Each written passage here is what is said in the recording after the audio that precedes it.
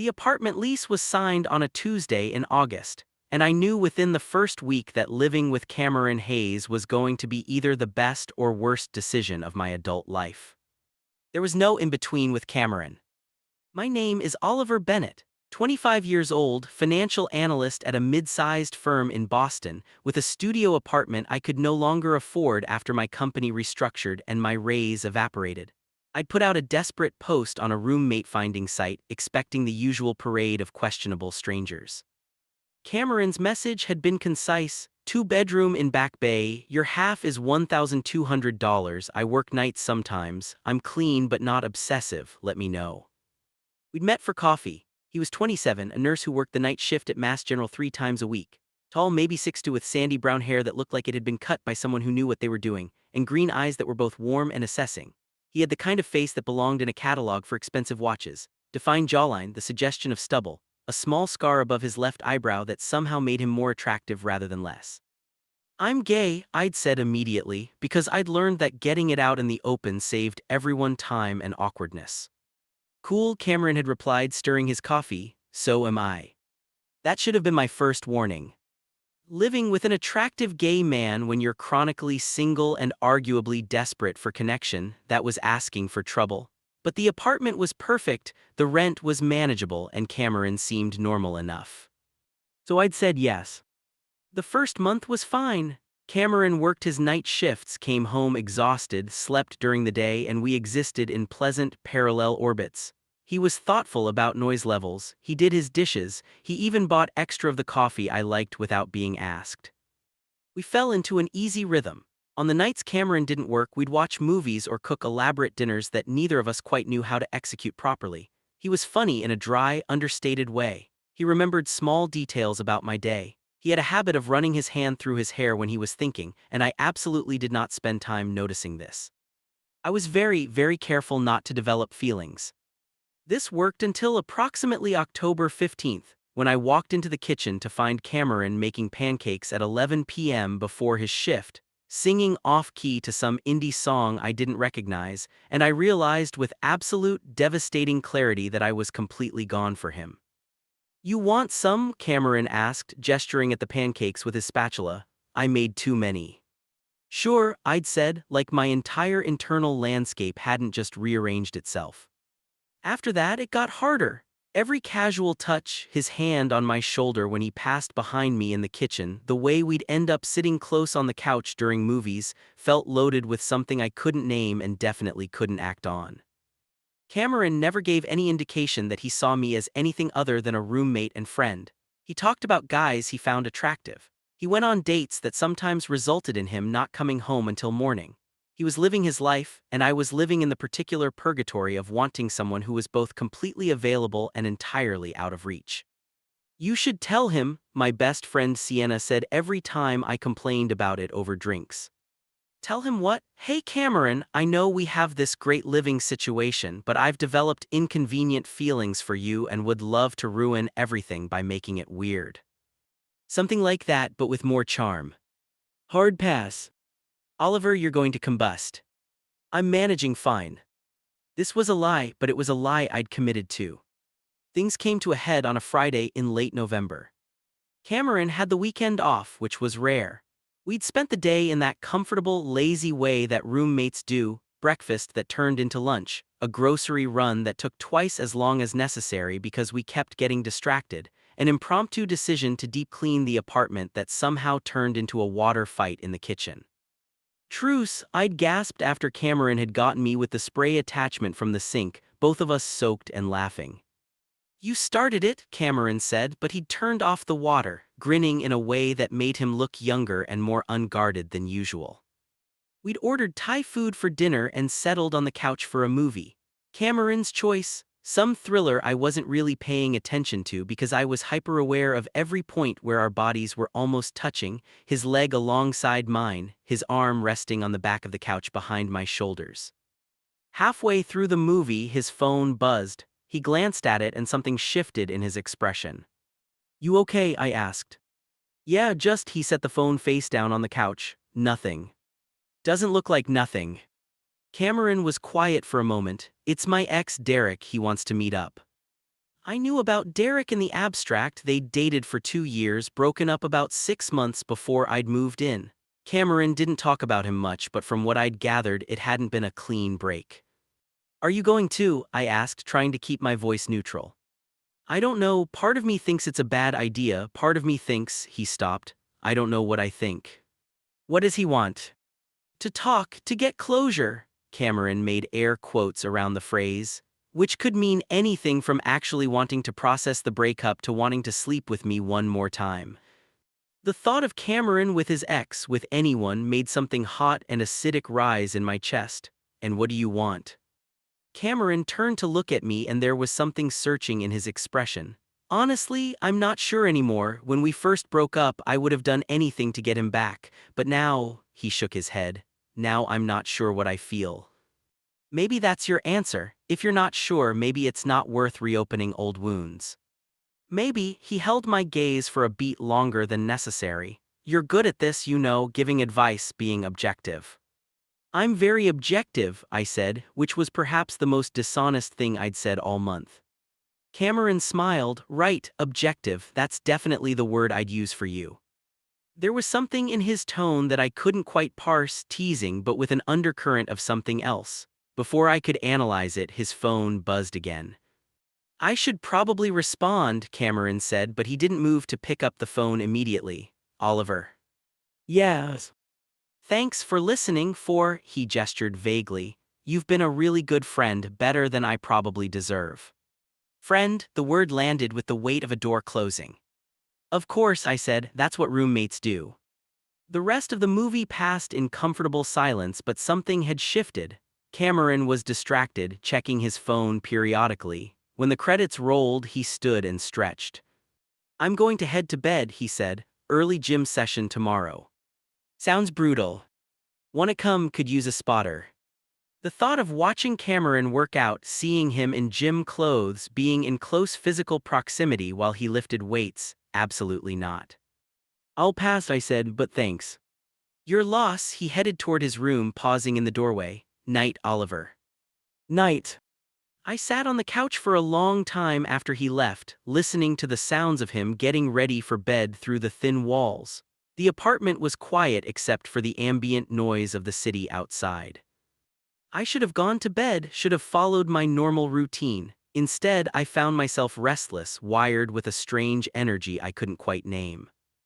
Around midnight, I gave up on the idea of sleep and went to my room, put on music, tried to read, eventually pulled out my laptop and attempted to be productive, but my mind kept drifting. To Cameron, to the way he'd looked at me earlier, to the casual comment about being objective that hadn't felt casual at all. At 1:47 a.m., I was still awake. At 1:52 a.m., I made a decision that would change everything. I thought Cameron was asleep. I thought I had privacy. I thought I was alone with my frustration and my want and the months of carefully managed feelings that I'd kept locked down. I was wrong. I didn't hear my bedroom door open. I was too caught up in my own head, in the fantasy I'd allowed myself, in the privacy of darkness, thoughts of Cameron, of all the things I couldn't have, of release from the constant tension of living with someone I wanted and couldn't touch. So when Cameron's voice cut through the darkness, quiet but absolutely clear, it was like ice water. Oliver. I froze, completely, utterly froze, my heart slamming against my ribs. Cameron stood in my doorway, backlit by the hall light. Wearing sweatpants and a t-shirt. His hair was messy like he'd been sleeping, but his eyes were wide awake, focused on me with an intensity that made it impossible to breathe. I couldn't form words, couldn't think, could only watch as Cameron stepped into the room and closed the door behind him. I couldn't sleep, he said quietly. I was going to get water and I saw your light was on, your door was open. My door, I'd left it open. How had I been that stupid? Cameron, I'm sorry, I didn't. The words came out strangled. Don't, he took another step closer, don't apologize.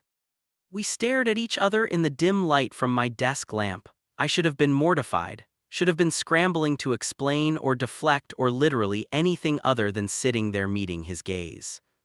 But something in Cameron's expression stopped me, something that looked like. Can I stay? Cameron whispered. The question hung in the air between us, loaded with every possible meaning and none of them simple. What? I managed.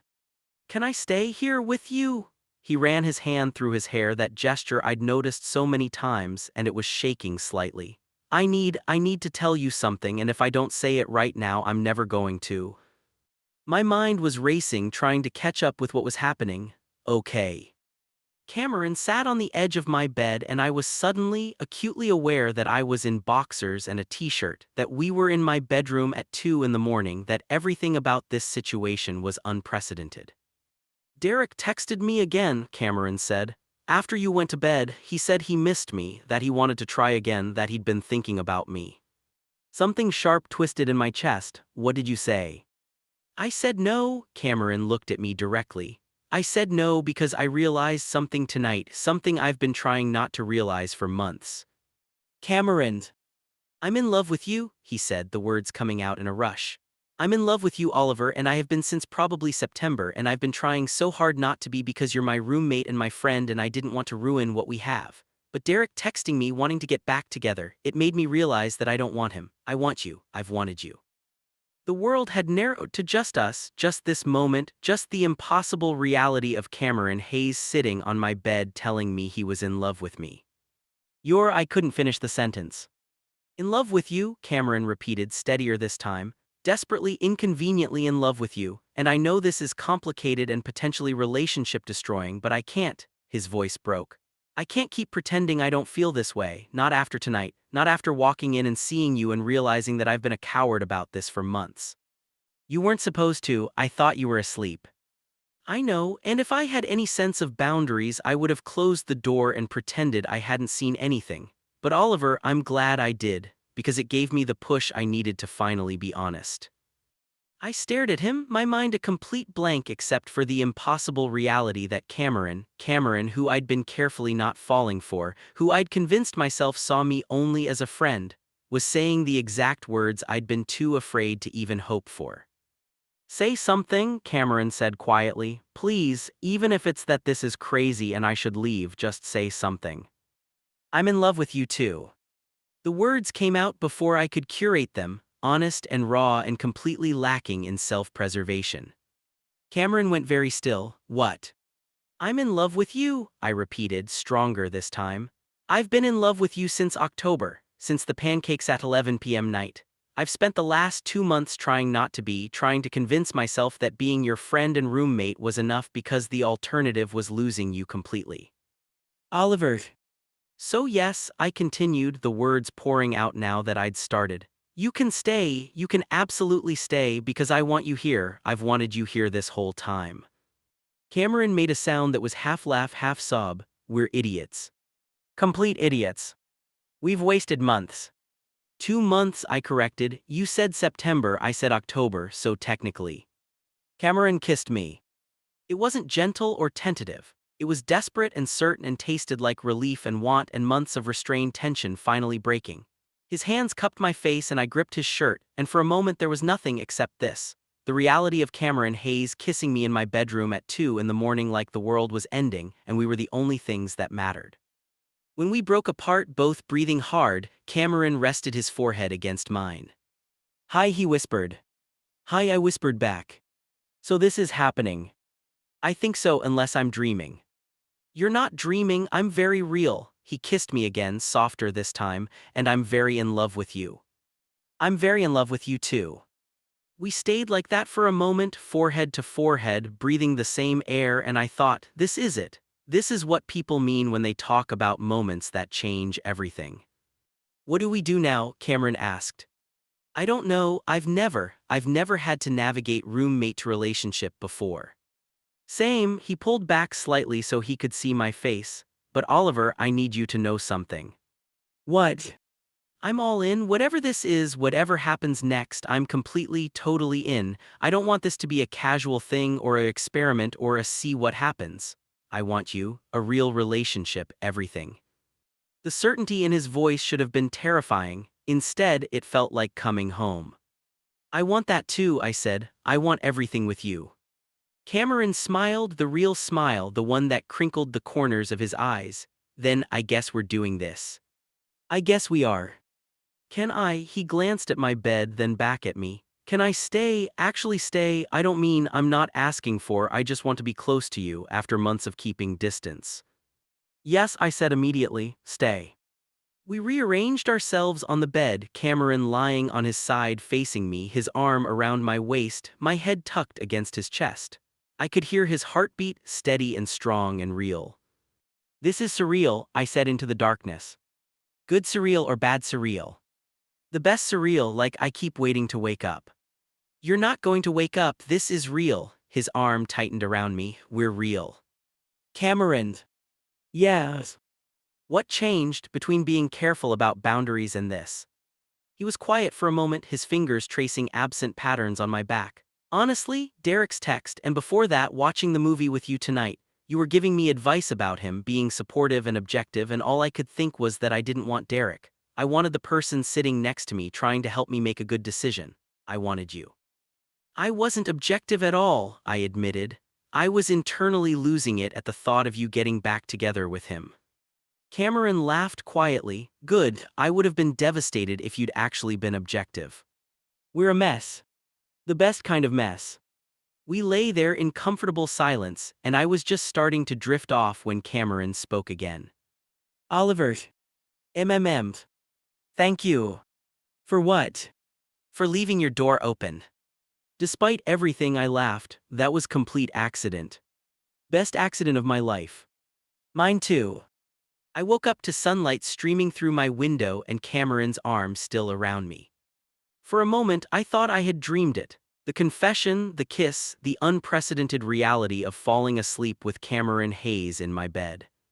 Then Cameron stirred, his eyes opening slowly, and when he saw me, he smiled. Morning, he said, his voice rough with sleep. Morning, I couldn't stop staring at him. This is real. Very real, he kissed my forehead. How are you feeling? Like I'm in an alternate universe where good things happen to me. Same universe, just the version where we both finally got honest. He stretched, then settled back down, closer this time. What time is it? I glanced at my phone. 8:30. Too early, we should go back to sleep. You said you had an early gym session. I lied, I just needed an excuse to leave before I said something inadvisable. He traced a finger along my jawline, like how attractive you are or how I've spent months thinking about kissing you. You could have said something. So could you. Fair point, what do we do now? What do you mean? I mean, I gestured vaguely. We're roommates, we live together, this changes everything. Does it have to? Cameron propped himself up on his elbow, looking down at me. We were friends before, we're still friends, just friends who also happen to be in love and who can finally act on it. It's not that simple. Why not? Because what if it doesn't work? What if we try this and realize we're better as friends? Then we're stuck living together in this awkward situation and… Oliver, Cameron's voice was gentle but firm, stop catastrophizing. I'm not catastrophizing, I'm being realistic. You're being scared, he touched my face, which is fair, I'm scared too, but we can't let fear of what might go wrong stop us from trying. What if I'm not good at this? At what? Relationships, being a boyfriend, I have a terrible track record. So do I, Cameron pointed out. Derek and I imploded spectacularly, but Oliver, I'm not worried about that with you, you know why? Why? Because we're already good at the hard parts, we communicate, we respect each other, we make each other laugh. The relationship part is it's just adding romance to something that's already strong. He made it sound so simple, so possible. Okay, I said. Okay. Okay, let's try, let's do this properly, be boyfriends, figure it out as we go. Cameron's smile could have powered the entire city of Boston. Yeah. Yeah. He kissed me and I was starting to get used to the reality of being allowed to kiss Cameron Hayes whenever I wanted. It was intoxicating. So, Cameron said when we broke apart, first order of business as official boyfriends, breakfast. That's very domestic of you. I'm a domestic guy, you're going to learn all kinds of surprising things about me. I've lived with you for 3 months, I'm pretty sure I know you. Roommate Cameron and boyfriend Cameron are different animals. He got out of bed, offering me his hand. Come on, I'll prove it by making you the best omelet you've ever had. The omelet was, objectively, just okay. But Cameron made it while stealing kisses between cracking eggs, and we ate at the kitchen table with our knees touching, and it was perfect in all the ways that mattered. I should probably tell Sienna, I said, checking my phone. She's going to lose her mind. Your friend who's been telling you to confess for months. That's the one. Tell her I said thank you. If she hadn't been pressuring you, you might never have been frustrated enough to be. He stopped, grinning. Well, you know. Oh my God, we're not framing this as me being caught. Why not? It's accurate. It's mortifying. It's perfect. Cameron reached across the table and took my hand. Oliver, I don't want you to feel embarrassed about last night, any of it. The only reason I found you is because I was awake thinking about you. We were both in the same place emotionally. I just happened to be the one who walked through a door. Literally, I muttered. Literally, he squeezed my hand. And I'm glad I did, because otherwise we might have spent another 3 months dancing around this. He had a point. Okay, no embarrassment, just us figuring this out. Exactly. My phone buzzed. Sienna. Brunch tomorrow, I need to hear about your week. I typed back, absolutely, and Sienna, you were right about everything. 3 dots appeared immediately then. OMG, what happened? Tomorrow in person, it's a long story. Oliver Bennett, if you don't give me details immediately. I glanced up at Cameron, who was watching me with an amused expression. She's demanding details. Tell her you're busy being in love with your roommate. I typed exactly that and hit send. My phone immediately started ringing. She's calling, I reported unnecessarily, as the ringtone filled the kitchen. Answer it, Cameron said, grinning. I want to hear this. I answered, hi Sienna. What do you mean you're in love with your roommate? Cameron could clearly hear her through the phone. His grin widened. Exactly what it sounds like. Oliver, explain right now.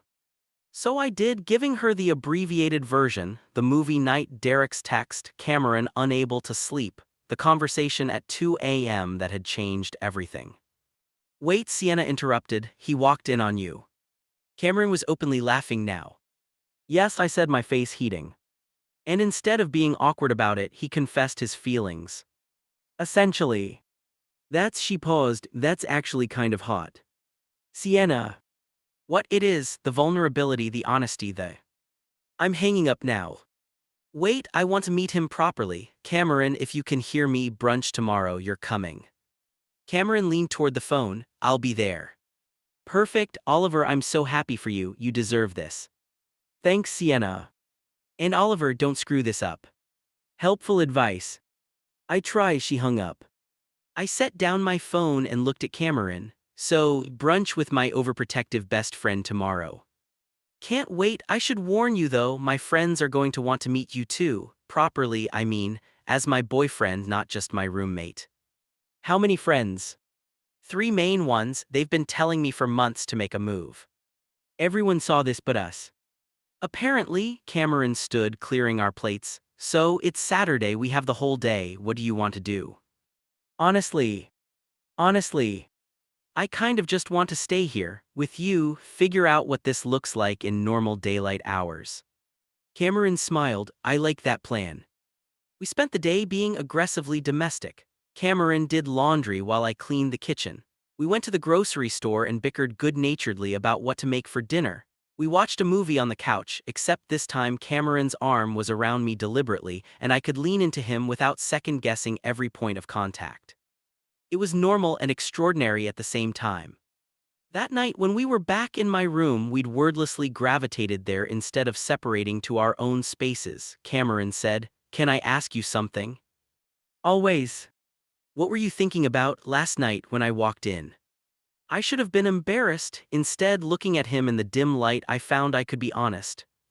I was thinking about you. What about me?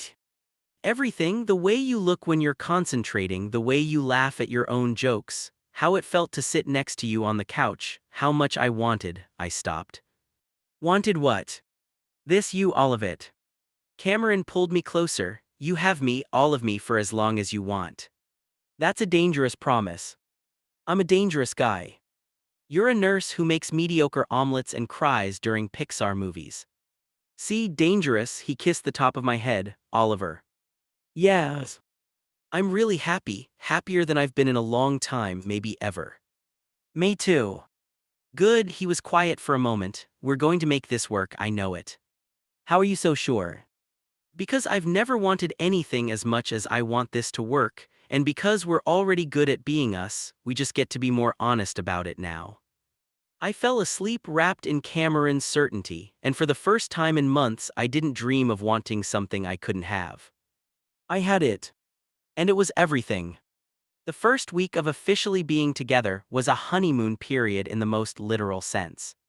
We existed in a bubble where nothing could touch us. Stolen kisses in the kitchen, Cameron coming home from his night shifts and sliding into my bed like it was the most natural thing in the world, learning the geography of each other without the careful distance we'd maintained for months.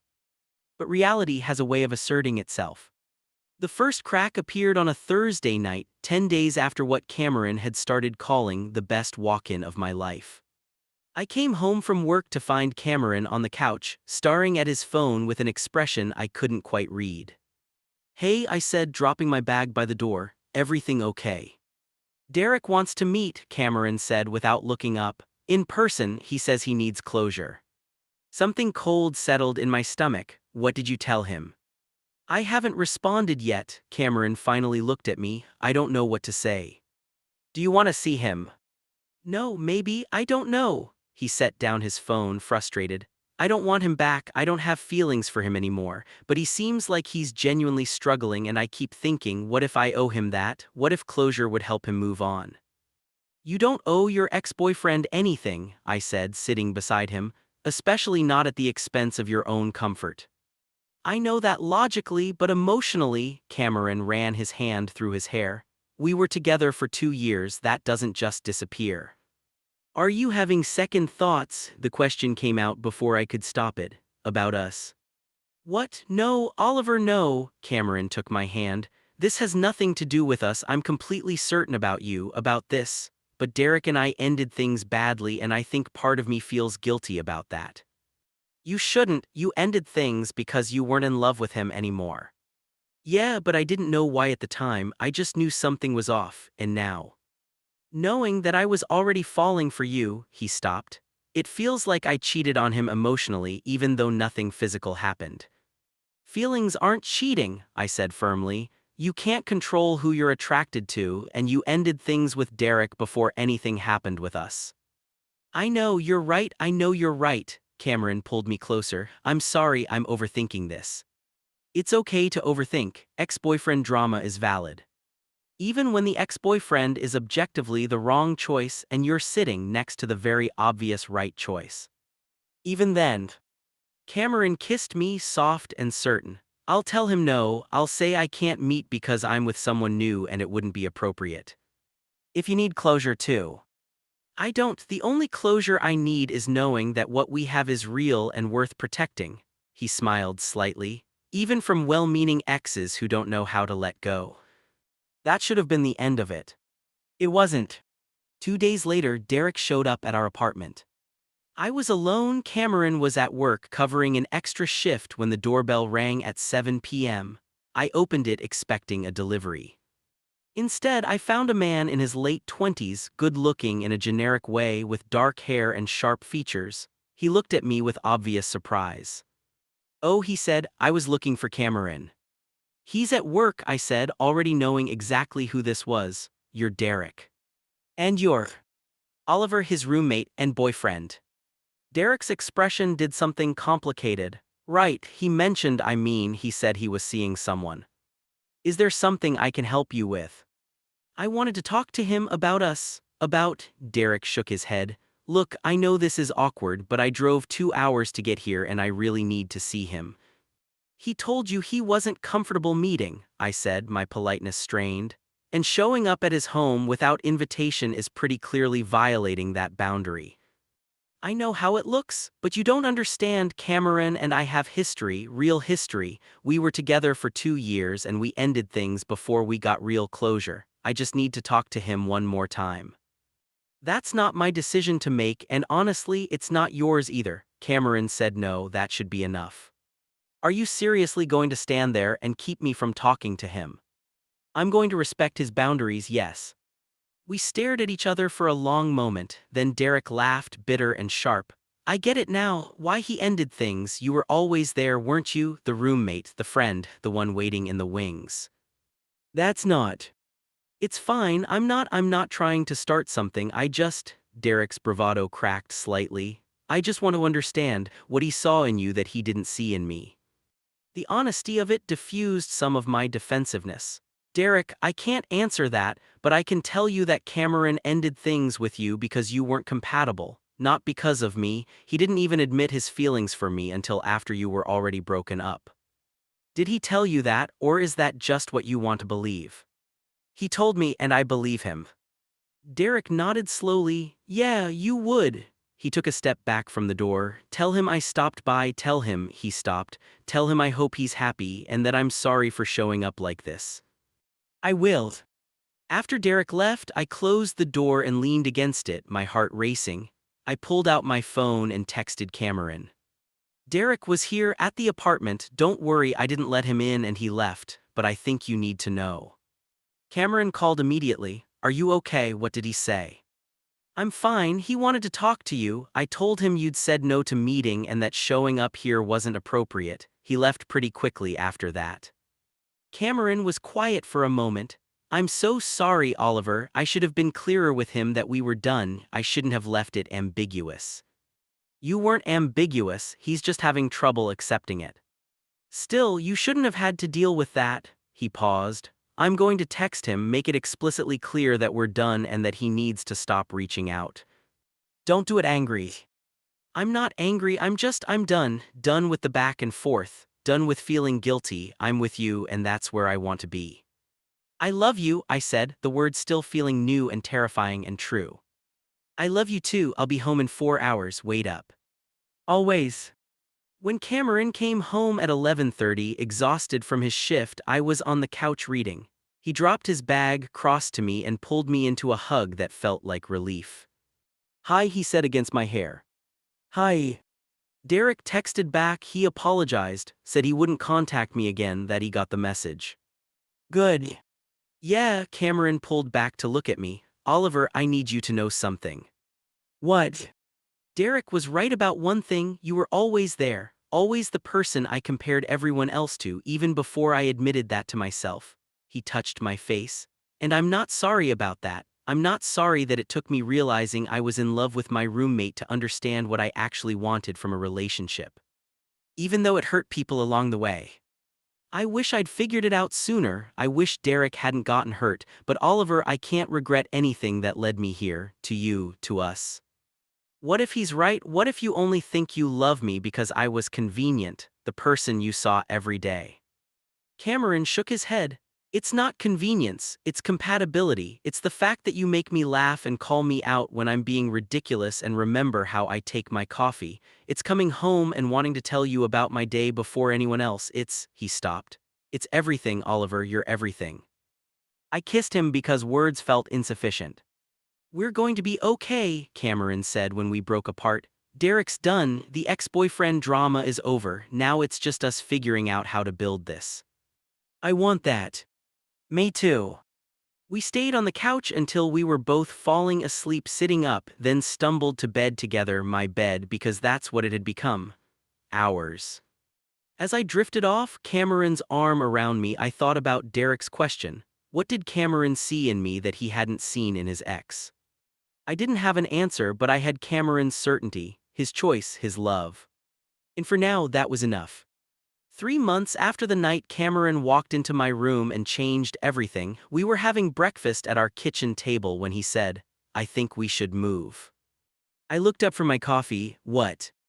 Not immediately, but Oliver, this apartment was never supposed to be permanent. We moved in as roommates needing an affordable place. Now we're partners building a life, maybe it's time we choose something together. I stopped processing, that's a big step. I know, and we don't have to do it right away, but I want you to think about it, about what our home could look like if we designed it intentionally. Our home, the phrasing made something warm bloom in my chest. What would you want, I asked, in a perfect world? Cameron leaned back in his chair, considering. A place with a real kitchen where we can both cook without getting in each other's way. Good light, close to the tea, maybe a small office space so you can work from home sometimes. A guest room, I added, for when my parents visit or when Sienna needs somewhere to crash after breakups. Definitely a guest room, he smiled. See, we're already planning it. I like the idea, choosing something that's ours instead of something we just happen to fall into. Exactly, Cameron reached across the table and took my hand. Oliver, these past 3 months they've been the happiest I've ever been, and I keep thinking about the future, about what we're building, and I want to be intentional about it, about us. Me too. We spent the rest of breakfast making increasingly elaborate plans for an apartment we didn't have yet. 2 bathrooms so we wouldn't fight over sink space, a balcony for summer evenings, hardwood floors, a bedroom big enough for a king bed. We're being ridiculous, I said finally, laughing. We can't afford any of this. Not yet, but someday, Cameron squeezed my hand. That's what I'm saying. Someday isn't this vague concept anymore, it's something we're planning for together. Later that day, I met Sienna for coffee. She took one look at me and said, "You told him."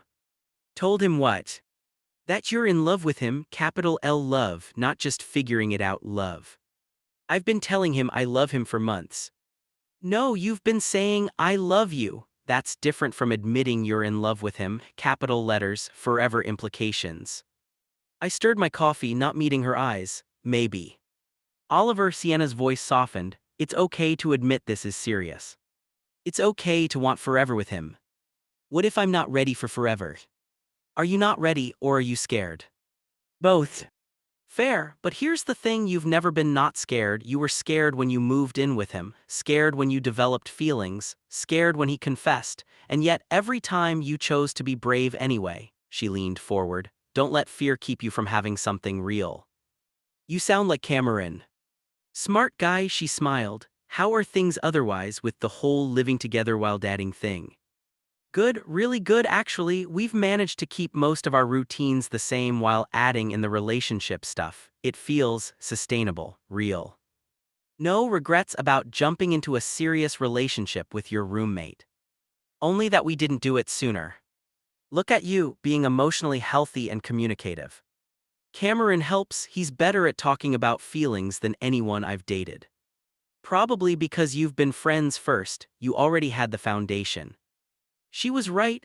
Everything with Cameron felt built on solid ground because we'd spent months establishing trust and compatibility before adding romance into the mix.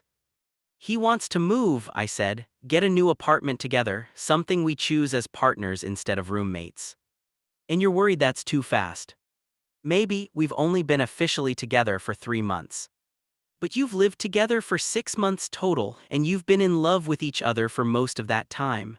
Sienna tilted her head. Oliver, there's no timeline that works for everyone. What matters is what feels right for you too. What if we're in a bubble? What if we move and realize we don't actually work in a space that we chose together? Then you'll figure it out, but you can't plan for every possible failure. At some point you have to just jump. I thought about that conversation all week, about jumping, about choosing brave over safe. On Saturday, Cameron and I were making dinner together, his night to cook, my night to supervise and occasionally taste test, when I said, I've been thinking about the apartment thing. Cameron looked up from the vegetables he was chopping. Yeah, and I think I want to start looking, not necessarily to move right away but to see what's out there, get a sense of what we could afford. Cameron's smile was incandescent. Really?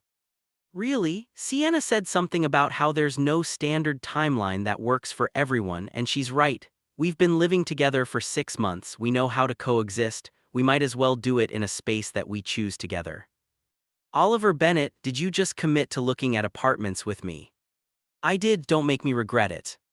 Cameron set down his knife, crossed to me and kissed me thoroughly. You won't regret it, I promise. Bold claim. I'm a bold guy. You're a sappy guy who cries at commercials. See, I'm complex. He went back to cooking. We should make a list, non-negotiables for the new place. You already have a list, don't you? I may have started one, hypothetically. Of course you did. We spent dinner drafting our ideal apartment requirements, debating the relative importance of things like natural light versus in-unit laundry, proximity to the T versus having a parking spot. It was domestic and nerdy and absolutely perfect. I love this, Cameron said at one point, looking up from the list we'd been making on his laptop. Apartment hunting. The fact that we can spend 2 hours arguing about whether we need a garbage disposal and it feels romantic. That's because you're fundamentally broken. No, it's because I'm in love with you and therefore everything we do together feels meaningful. He closed the laptop. Oliver, I want you to know something. That sounds ominous. It's not, it's just, he took my hand. I'm happy, genuinely uncomplicated happy, and a lot of that is because of you. Not all of it. Some of it is therapy and antidepressants, and finally figuring out what I want from my career, but a significant portion is you, he smiled.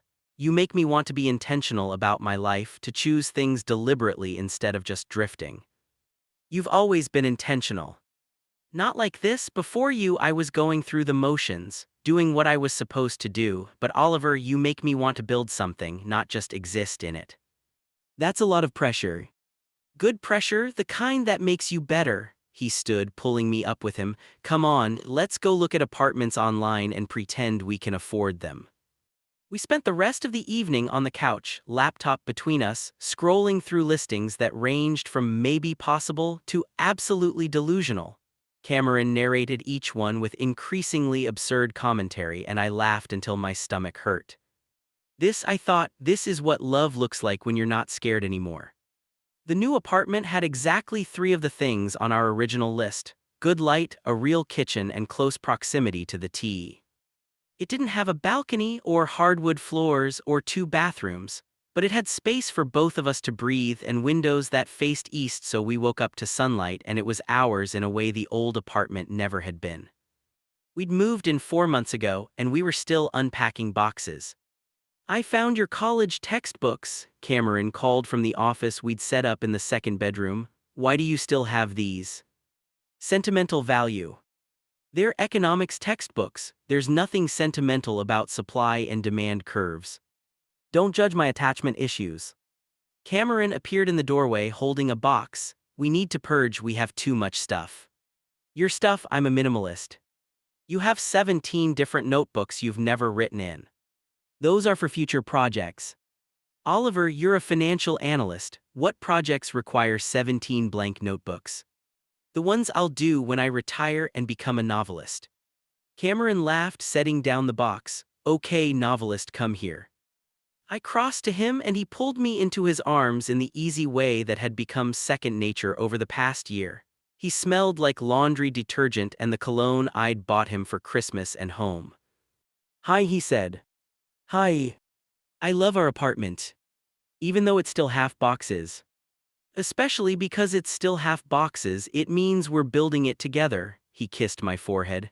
Oliver, I want to ask you something. That sounds serious. It is, kind of, he pulled back slightly. Do you remember the night I walked into your room a year ago?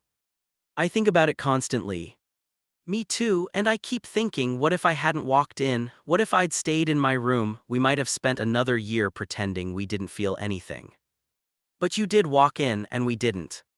Yeah, Cameron's arms tightened around me, and I'm grateful every day that I was brave enough to stay, to ask if I could stay. Cameron, what are you? I want you to move in with me, he said, then laughed at his own phrasing. I mean, I want this to be permanent, not just a lease we signed but a conscious choice we keep making. I want to wake up next to you in this apartment in 5 years and still be finding boxes we forgot to unpack. That's a very unromantic proposal.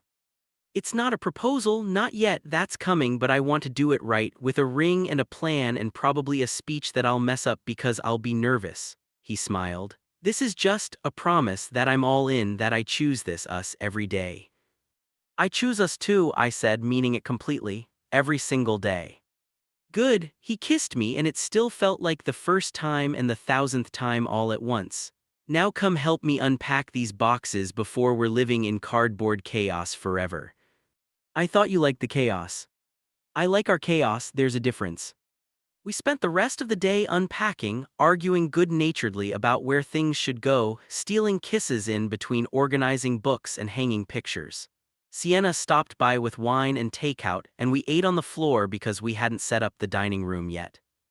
"You two are disgustingly happy," she said, watching Cameron feed me a spring roll. "We're moderately happy," I corrected. "You're engaged and don't know it yet," Sienna said to Cameron. "I'm calling it now, within 6 months." Cameron glanced at me, something soft and certain in his expression. "Sounds about right." That night, after Sienna left and we'd cleaned up the disaster of our half-unpacked apartment, Cameron and I lay in bed in the darkness. "Do you ever think about that night," I asked, "and how different things could have been?" "All the time, but Oliver, I don't think it could have gone any other way. I think we were always going to end up here." "You sound very certain." "I am certain about you, about us. About the fact that the best decision I ever made was walking into your room at 2 a.m. and being honest. Even though you caught me. Especially because I caught you, it gave me the push I needed to stop being a coward." He pulled me closer. "I love you. I love our chaotic apartment and our arguments about garbage disposals and the way you hog the blankets." "I don't hog the blankets." "You absolutely do, but I love you anyway." I turned to face him in the darkness. "Cameron Hayes, you're stuck with me. Best news I've heard all day." We fell asleep tangled together in our new bedroom in our new apartment, building a life that neither of us had planned but both of us had chosen. And it was exactly perfectly right. 18 months ago, Cameron had walked into my room and asked if he could stay. Now every day we were choosing to stay, together, building something real out of honesty and vulnerability and the specific courage it takes to love someone completely. It wasn't always easy. We still fought about dishes and laundry and whether the thermostat was set too high. We had hard days and harder conversations and moments when the vulnerability of being this open with another person felt overwhelming. But we also had mornings waking up together and dinner conversations that lasted hours, and the certainty that whatever happened, we'd face it as a team. That night at 2 a.m., Cameron had asked if he could stay. I'd said yes. And I'd keep saying yes. Every single day. Forever.